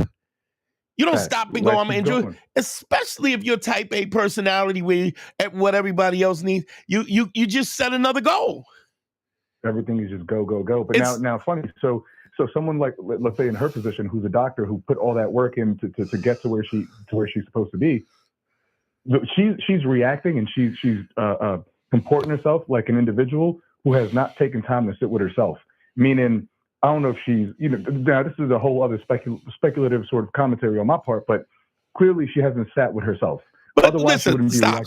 Let's not do that because you don't know the whole story. You're making these speculations about it. But what I would say this is immigrant parents, survival parents. You got to be a doctor, get your shit together, get your education, and people who probably don't know how to be happy themselves. And so she was never turned, what you really feel sorry for because she's caught up in this loop that she'll never get out of. You feel me? Yeah, fact. But that's not who, she didn't pay for a consultation. He did. So guess what my advice is? My advice is going to be to him, not to her. Because she literally had a guy who would have done anything for her. And now she don't have that no more. Yeah, that's rough, man. That's rough because depending on where you are. And she may not even realize that. She may never realize, but it doesn't matter. So when you talk about you got a roster and you're right, yeah, I get it. You fake it till you make it. But the ultimate point is to understand what your value is, regardless of whether you got a roster. All right, yeah. Well, I mean, yeah, ultimately you got to do what you got to do. Yeah. You got to do what you got to do. But that's interesting because ultimately, and I guess it's kind of like the situation the situation I'm facing where, yeah, it's probably out of those three, it's probably two of them that's going to be willing to do pretty much whatever. But where I'm positioned currently, how I'm looking at life right now, I'm not even considering that. Which is to say, and that's yeah, fine, and that may cause you to lose them eventually. That might, but if listen, I'm gonna let you go. I'm teaching people how to fish. I'm not giving you a fish sandwich. You feel me? So the tools that I'm teaching you is so that you can always know whether the relationship goes bad and whether not even go bad, because after a while you learn that it doesn't go bad. It just, people change, things change. And when we start to realize that we're not angry about the relationship going left, some people are selfish. They don't have the capacity to be generous. Some people don't have the capacity to be grateful. Some people, but you learn that through relationships and also there's situations where things change. So whatever it is, whatever the relationships in, if you end up in relationships, if you end out of relationships, you can always go back and start and hook it up again. I've said this to Harry. Harry's in his relationship. He's got a good girl. He's in a relationship now, and he says, I don't want to start over, but if she don't act right, then I have the tools to start over. And that's what it should be. No, otherwise, you're basically a voluntary victim in a situation. You should be able to walk away because it's not right for you. Yeah, but if you gotta have here's what I would say to you: if you gotta have a roster to do that, then you're not there yet. Okay, let me let you go, James. I hear you. All right, right on. All right, Dante, appreciate you. Phone lines is open. Y'all know what it is. 929-269-4922. Give me some money. Hit the Cash App, hit the PayPal, do something. What happened to my fucking PayPal? Shit. Oh, there it is. What the fuck happened? That's weird. Yeah. So I just think you have to understand there's levels to this. There's these moments where you really start to understand it, and you understand that you have the autonomy within yourself to I won't say manifest, because then I sound like I'm a crystal rubbing, incense burning. That's not what I mean. I mean, you take an active action in doing something, and you have to learn these fundamental principles to the point where it becomes so indelible in your mind that you can't, that it's easy to follow through because you have the fundamentals there. It's we've been on an hour, and you played yourself, said Fresh and Fit is giving dudes fish sandwiches with E. coli. Yeah, especially that dude, man. That dude Byron, really, like, he's a clown. What a simp. What a simp, dog.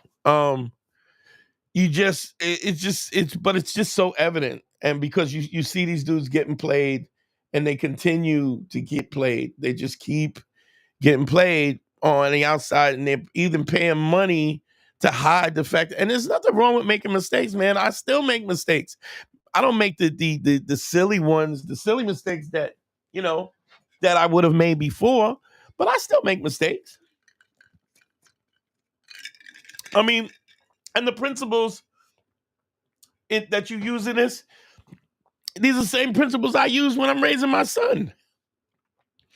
Trying to give him the best possible way in which he can develop in the best way, so he can do better than me, so he can make less mistakes. But I no matter what happens, I'm not going to stop him from making mistakes, because he's going to make mistakes. Dog, like I told y'all, first of the year, I'm teaching myself how to play drums. And I'm not good. I'm going to tell you right now, I'm not good.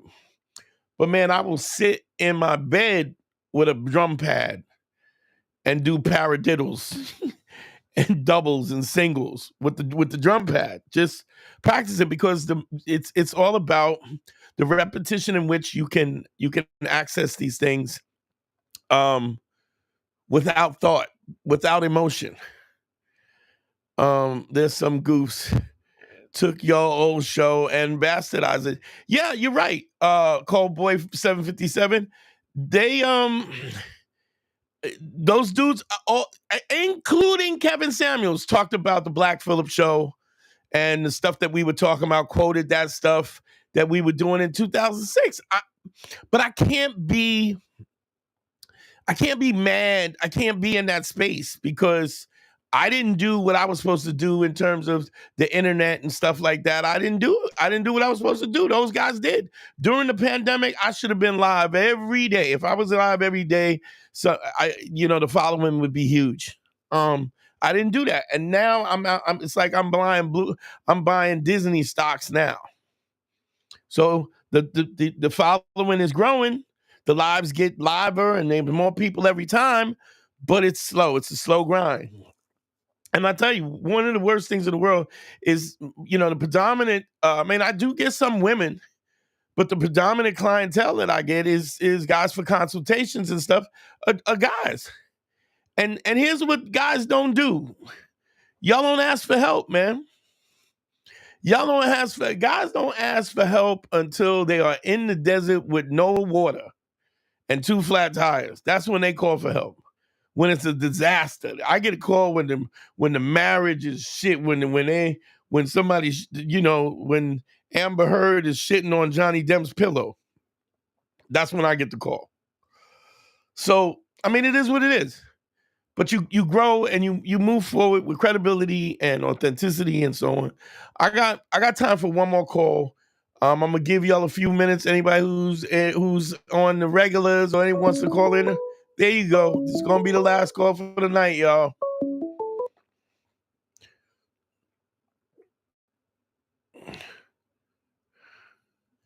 Let's get this. Come on, Kirsten. To accept, press 1. To send a voicemail. What's your name? Where you calling from, family? Hey, what's up, Dante? It's Xavier. What's going on, Xavier? How you doing, man? Thank you so much, bro. You always putting out, man. You send me a little change here and there. I appreciate you, brother. No, man. Thanks for going live. It's because I think about it like this. The classic episodes. People are gonna look back at it, and I'm living it. You know what I mean? That's how I see it. I'm like, fuck, I was there. I appreciate that, bro. I appreciate that. Yeah. From the very beginning. Absolutely. Yep. No. Go ahead. Oh, sorry. Go ahead. No, you go. Yeah. So long story short, I used to do blue collar work with men all my life. Yeah. But I started working with women for the past 2 years, office work. Right. And I got married, and this is around the time where just your work clicked for me, Mm-hmm. So authenticity, credibility, empathy. But what I started to notice with getting my shit together is that my coworkers some of my female coworkers are developing crushes. Of course. So yeah, no. So it's I don't know. I guess how do you deal with that? Because I try to be as honorable as possible. I talk about my wife, and I'm like, nah, but I guess when to pull back to even avoid getting their feelings hurt. Because even the nature of this call is like, how can I not hurt their feelings? Hurt the girl's feelings because they crushing on you? Yeah, pretty much. I'm a nice guy at heart. Okay, first of all, here's the first thing. If they were married to you, you think they would appreciate the things that they're doing, hitting on you, flirting like that? Would they appreciate that? Oh, no way. Okay, so you got to understand this, dog. When it comes to women, man, dog, if they don't get it, right? Yeah. If they, my girls, they don't get the game because the game is doggy dog. Women will cannibalize each other. They will take if your man's better, dog. This crazy. This was I remember I was sleeping with this stripper, and at the time I was young, and I was fucking such a Fucking freak boy. I used to go around. I had a duffel bag full of sex toys, right? I had so many sex toys. I had so many sex toys that I had to stop the guy who at the count because he started to think we were friends. He was like, "Yeah, man, I'm having a hard time." I'm like, "Yo, I'm here to buy lube. We are not friends, you creepy dude. Yeah. It's 2:00 in the morning, and I'm trying to get a vibrate butt plug and some lube. Like, we are not friends. I don't care about."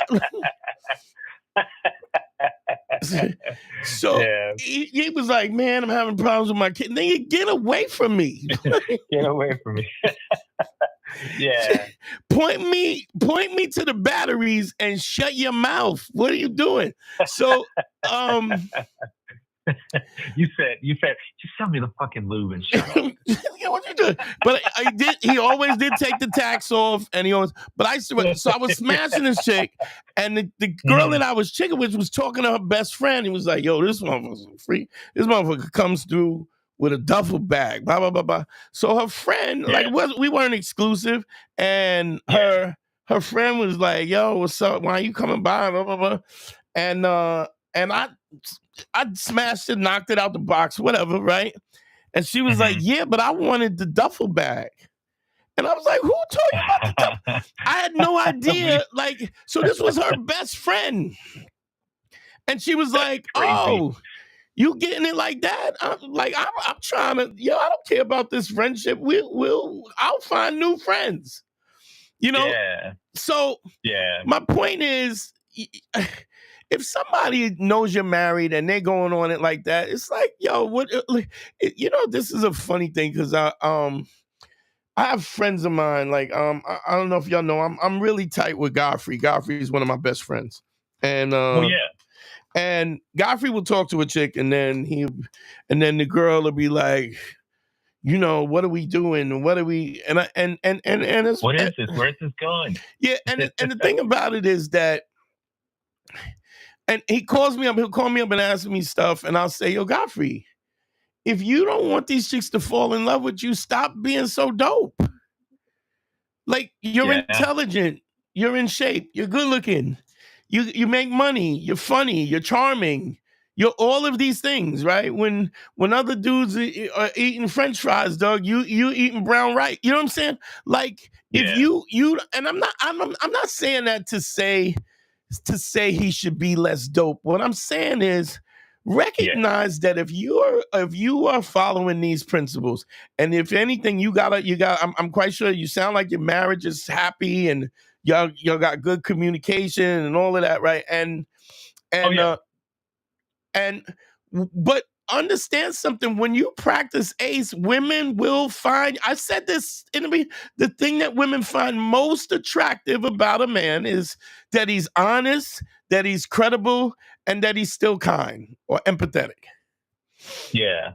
Now, don't get me wrong. If you're a burn victim, they may not be able to see past that, Yeah. If you're 100 pounds overweight, they may not be able to see. But even in that, what you're doing is you're blocking the visuals by not looking the best and not being as healthy as you can be as attractive. But your strength, dog. I remember. How old are you, Xavier? I'm 31. All right, so you might not know this, but back in the days, they used to call Jay-Z Joe Camel. I don't know if you remember that.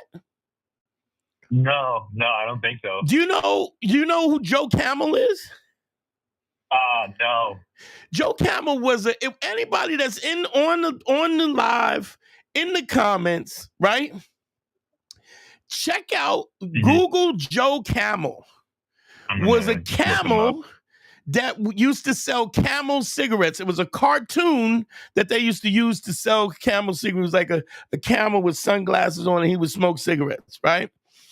Jay-Z. I think I know who you're talking about. They used to call Jay-Z Joe Camel. This was before the hundreds of millions. Yeah. And then there was a situation where everybody was like, all of a sudden girls was like, Jay-Z's sexy. Jay-Z, yes. And I'm like, y'all was calling this dude Joe Camel. If I'm lying in the chat, Google Joe Camel and tell me what you looked it up. Tell me that don't look like Jay-Z.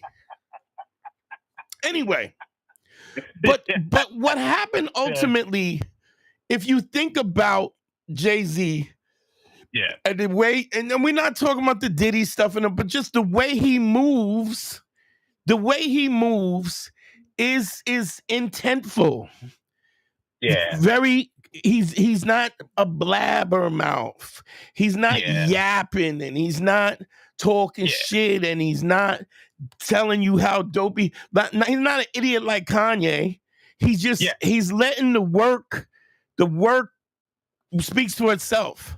Now, a lot of people talk about him being shady as a businessman, but he's always they always say Jay-Z is about Jay-Z's business, and because he moves like that, he moves like a boss. Women, it wasn't it. Yes, maybe the money in the beginning was the thing that attracted them in, but the thing that makes women feel the way they feel about Jay-Z is because he's stoic, he's direct, he is quiet. Even they talking about they might be getting a divorce. Nobody even knows what happened or what didn't happen or what. You know what I'm saying? Yeah. There is points of what he does that is just very directed and controlled, and women find that attractive. Now, when you're in a pool of women at a secretary pool, and women and a lot of them. I mean, let's be honest. What percentage of them are lonely, alone, don't have a man? Majority of them. And if they do get a man, he don't get it. He don't know how to move them. Yeah. And so now not only that, but you got another level of it because they know that you are capable of commitment, and not only are you capable of a commitment, they can't even sabotage your commitment. Yeah. Don't worry about these trifling bitches, man. Stay with your wife. Because because a lot of people want the wedding but don't want the marriage. Exactly. And if they're hurt by the fact that you're loyal to your wife, and you think, but you got to understand something. Being loyal to your wife is about you. Yeah. It's really not about your wife, because even if you're loyal to your wife and you decide that it don't work no more, then you're going to move. You're going to make moves. But that shouldn't change your authenticity, your credibility, or your empathy. Oh yeah, 100%. It's like you say, you got to love yourself first, But if you can't, you don't want these chicks to hit on you, how do you deal with? Don't be so dope. Yeah. Lie, cheat, steal, don't keep your word. Nah. Be all the things that I'm telling you to do, don't do it. And they'll all be like, yo, that nigga ain't shit. He ain't shit. Fuck that nigga. But the reason why they're not saying that is because and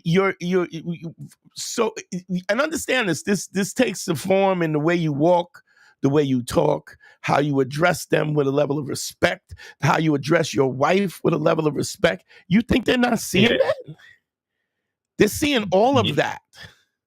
Yeah, I didn't even think about that, But, and I had a comic chick of mine, right? Said to me, and she's a good, funny chick. Check out, she got a special on Netflix. Her name is Rachel Feinstein. And she was like, I always see you with a new chick. She says, but it's just weird. They all seem happy. They all got a smile on their face. They've even seen me rocking with two chicks, coming with two chicks and whatever. And they're going, and so what happens is other women who don't have nobody be like, look, what is it? Why is everybody smiling around him? What's going on over there? Yeah. Right. What? Like I don't smile when I'm out on no date with nobody. Well, what has he got? What has he got that makes them so happy? And they want women. We understand something. Attraction with women is also about the validation from other women. Yeah. If other women find you attractive, then they, even if they didn't find you, they go, hey, well, I'm telling you, dog, they used to call Jay-Z Joe Camel, bro. gonna have to look that up, but I don't doubt it now that I've seen it. Yeah, dog. I just, and the confirmation of how he moved. But you got to understand something.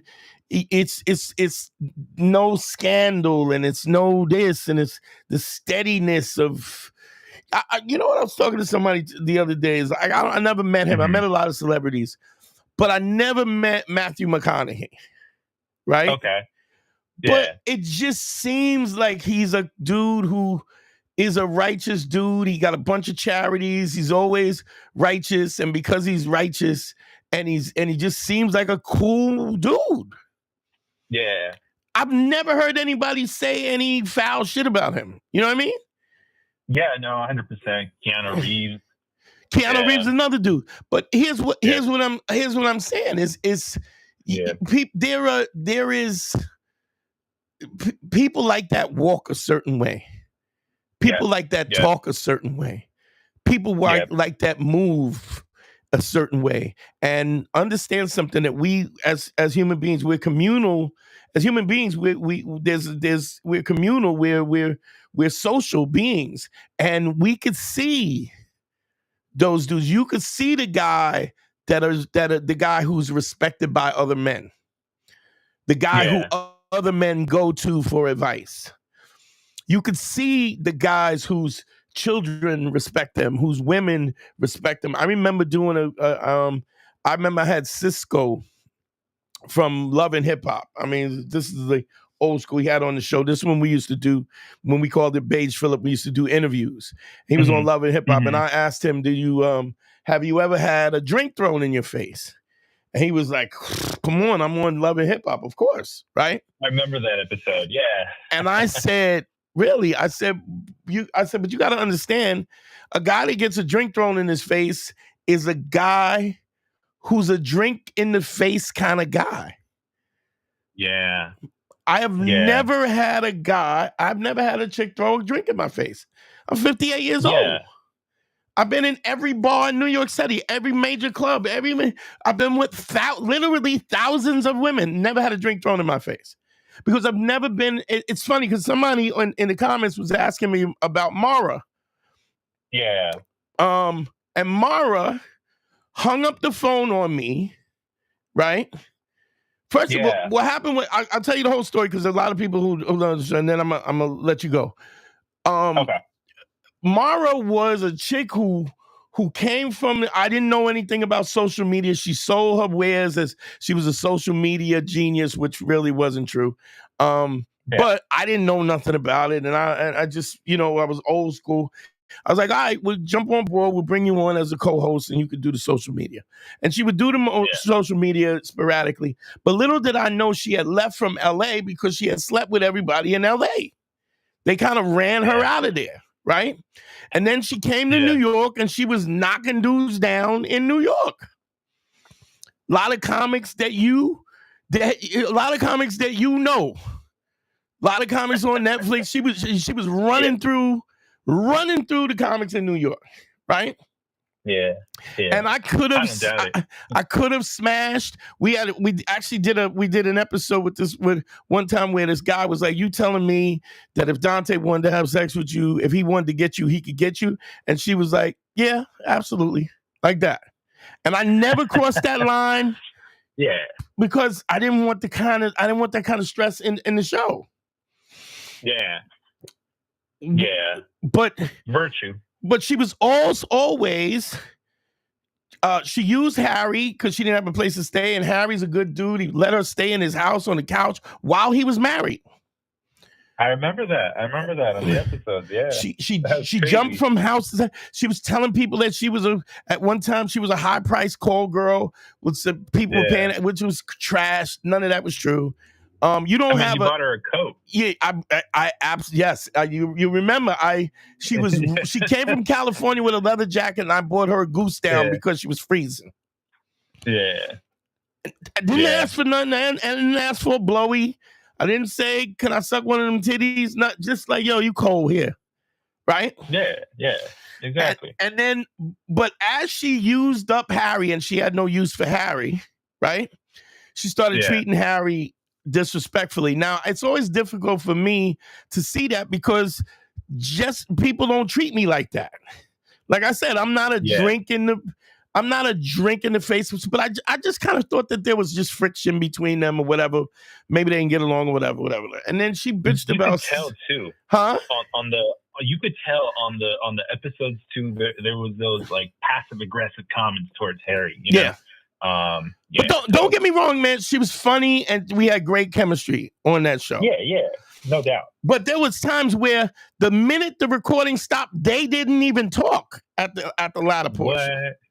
Wouldn't even speak. But soon as the recording came, I was like, listen, any of y'all can't do what you need to do on this thing, then both of y'all will be off the show. I'll do it myself. Yeah. So they put, but when we hit the record button, they was on it, and they were good. Yeah. It was still good. Yeah. Man, I said something to her. She was being disrespectful to Harry, and I caught it, and I said something. And I think she put this tweet out about Harry, and I said, listen, I put the respond to it. I said, cut the crap out. And she was like, oh, you coming at me on Twitter, right? And then she called me up, and I said, I was just saying to her, like, yo, this dude put you in your house. And she hung up the phone on me. Wow. Yeah. And if you listen to the old episodes, I will tell you the one thing I don't never let nobody do. If you hang up the phone on me, you will never speak to me again. Because that's so dismissive. It's so disrespectful, because I'm basically saying I'm done with hearing what you got to say, and I'm going to let you know in an indignant way. You're not going to say, listen, I can't really talk. I'm not in a place to emotionally deal with this. I got to call you back. You just going to hang up the phone like, fuck me. And I'm like, oh, fuck me? Let me show you. And I used to say this. Every pimp gets to a point where where you keep saying who you are, right? And eventually they want you to show them that you are really the pimp that you are. Yeah. She hung up the phone on me. I took her, changed the passwords. I did that, changed the website, boom, boom, boom, boom. And she was like doing other stuff. So whenever we would have a problem or some friction, then she wouldn't do her job as far as the social media.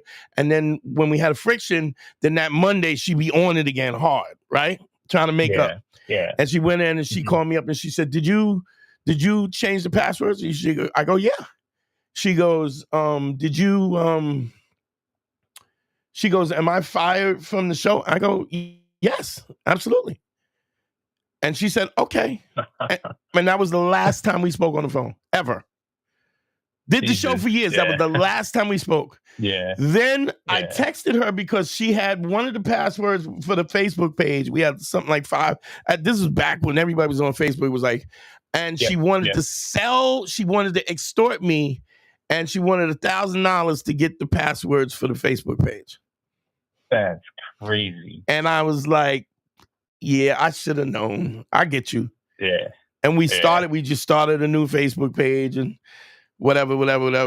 And then I've never spoken to her again. Damn. Yeah. I like. Yeah. Well, I mean, not. Yeah. Thanks for the story. Yeah, but it was one thing. Yeah. But that to me is like a door. Like if she got away with that, then she would have been like, I can get away with a lot more. Oh, but she had gotten away with so much from other comics. I mean, they literally ran her out of LA. Yeah. But in her defense, man, she had a really toxic kind of family life and just weird and toxic. And she was kind of on her own. And, I really was I could tell that I was really trying to give her a safe place where she could be and kind of be. I helped her with her comedy, but you're not going to hang up on me. I'm done. Yeah. Because speaking of her, now, don't get me wrong, she could have came and she could have said, I apologize, I'm really sorry. And I would have probably given her a chance, but she said, oh, you fired me? Okay, fine. Because she had some other stuff. She had a couple other pokers in the fire. Or at least she thought so, a couple of auditions or whatever, and she thought it was and I was like, all right, cool. Because here's what you got to understand. I understand this about myself. Yeah. There's no way that you're a friend of mine, right? And that you're affiliated with me, that your life is not better. Yeah. Your life is always going to be better with me than not with me. At some point in time, if you have a social interview, a social with me, and you social interview, at some point in time, you're gonna get something out of me, because I approach every day with generosity and kindness. Yeah. So once I know that, sorry. And no, it's fine.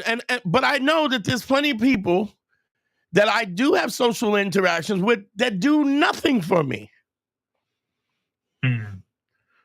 You know? Yeah. It's like Xavier, and understand something. All of that is part of the credibility. Like if you, like, that's why I shouted out Xavier the way I did. Yeah. It's because here's the deal. If you think this is, what does the bottom say? The bottom comment, let me put the bottom, I don't even know if the banner is up. It says, if I've helped you, support the show. The Cash App is this. What you got to understand is I don't care if you don't, but when you do, it doesn't just help me, it helps you. Do you understand? Like your when you practice your credibility and you support the things that support you, you do the things that, it only strengthens your own personal confidence, because even though it helps support the show, it still lets you look in the mirror and go, yo, I'm a stand-up dude. Everybody don't have 100%. To know. Yeah. It's not even about everybody knowing. It's about you knowing. See, the real confidence comes from what you. So when I say, if it's helped you, support. If you don't support, right? Yeah. If you don't share, if you don't send it to somebody else, if you don't tell other people, if you don't hit the Cash App, if you don't sign up for the Patreon, that's fine, because I don't never ask for nothing. But when you do, as much, understand, even in generosity is selfishness. So when you give to charity, even if nobody doesn't know you give to charity, every day you get up, brush your teeth, and you look and you go, this is a dude who's a righteous dude. Mm-hmm. And when somebody says you ain't shit, you can be like, yeah, you don't even have to say, you know how many charities you just go, yeah, all right, cool. You're like, all right, cool. Yeah. That's what you think. You ain't shit. Yeah. You da. Like I watch that sometimes I watch that. Thank you, Owen. I appreciate you, family. I didn't mean I'm not doing this to talk y'all up, but I appreciate the $5, bro. I appreciate the $5. Thank you, Owen. But what I'm saying is, there's a feeling that you get about being righteous. Yeah.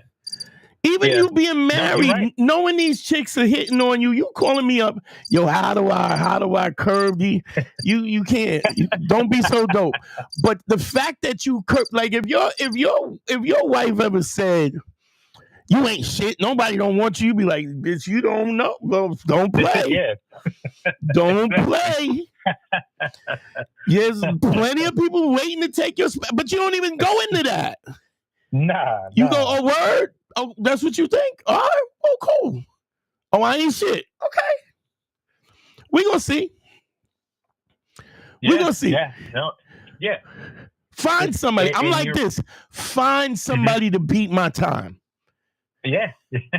You find somebody who's a better father, who's a better husband, who's a better mate, who eats pussy better, who fucks you better, who knows what you're thinking when you don't even know what you're thinking. You try find somebody. And I'm not saying that there's not some out there, but they ain't fucking with you. No, 100%. Yeah, no. They not fucking with you. Somebody who tells you the truth. Who's not going to spare you? Who tells you the truth with the kindness and the energy to want you to do better. When dudes do my consultations and they do a one-on-one consultation, they know I'm serious. They know I give a fuck about you. You know I want you to do better. Because I was you before I was me. I was you. I don't want you to feel the pain that I have felt. I don't want you to make the mistakes that I've made. Yeah. I don't want nobody to do that. Yeah, no, 100%. And the day I die, you're gonna see. You're gonna see. Oh yeah, no, 100%, man. Yeah, no, I mean, just even the chat and all the lives. Yeah, it's evident. It's self-evident. You know, it speaks for itself. I was talking to Godfrey. Godfrey called me. He was at the comedy club, and he was with 4 different comics, all that had counseled with me at some point in time or another. And he was like, "Yo, you helped him too?" "Yeah, God." "Him too?" "Yeah, God." "Oh yeah, Dante helped me." Yeah. Peter Rosenberg, Cypher Sound. Yeah. You know, like we across the board. Yeah. So there's as much as it seems like following Ace is difficult. It's the foundation of your value, of your self-value. And and man, you don't get me wrong, the swag, I guarantee your wife knows what time it is. Yeah. And she knows what she got, and she's trying to keep it. Yeah. So. Oh yeah. Yeah. We both make the mutual effort, and but yeah, she knows. Yeah. Yeah, because if that changes, I don't care how nice she is, she will leave. If she can upgrade, she will upgrade. Okay. 100%, Dante. All right. Family, thank you for calling, bro. I appreciate you. No, thank you, Dante. All right, love. Bye. One. Bye. Yo, I'm on way too long. Yo, thank y'all so much, man. Don't forget, like, subscribe, and share. Don't forget to book a session don't forget to sign up for the Patreon. Here's the Patreon is patreon.com. Support the show at the content, game, and technique with direct mail and access to me. Patreon.com/manschool202. Y'all want to book a one-on-one session? Book a session at DanteNero.com. Click on consult.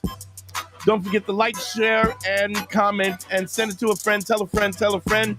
Send me some money. I appreciate y'all, man. Wait a minute. Xavier, you sent more money? Man, thank you, Xavier. Xavier Corina, I got to give him his props. Send me $50. Thank you, brother. I appreciate you. I appreciate you. Thank you so much. Just dope, man. Y'all, I love y'all, man. I love that y'all keep coming back. GYBB, get your balls back. WWDD, what would Dante do? The Sexual Revolution is being podcasted. I love y'all, man. Peace. We out of here.